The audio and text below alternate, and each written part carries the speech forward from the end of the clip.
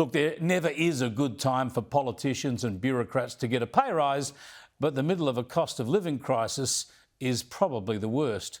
Especially when you consider it's the politicians with their prolific pandemic spending, which was way over the top and was always going to generate inflation, and they've also refused to rein it in since the pandemic. Well, it's their actions that have largely driven inflation up and forced interest rates higher. The Reserve Bank left interest rates on hold again today, but there are signs that with state budgets pumping debt-fuelled spending into the economy, along with Canberra, rates could go up again and certainly won't go down for a while yet. It's tough just to keep up with essentials. Groceries, petrol, health, education, rents, insurance expenses, I could go on, they're all going up.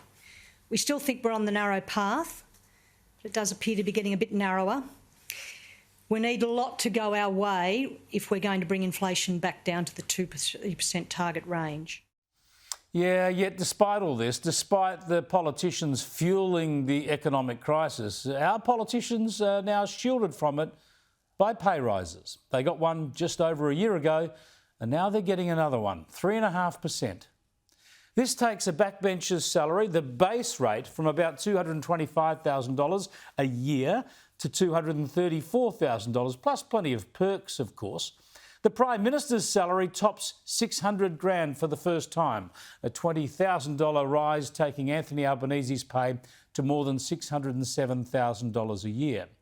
Now, sure, many private sector wages have been boosted in recent years, but many, if not most of us, haven't moved too much at all, certainly haven't kept up with inflation. And the pay rises that are really hard to swallow are the public service pay hikes, where productivity is low, where there are all sorts of indulgences with extra leave and huge superannuation and massive numbers of public servants working from home, of course, and where Labor keeps employing thousands more people to do ever less. The very top public servants are getting a $30,000 pay rise, taking the head of Prime Minister and Cabinet to over $1 million a year.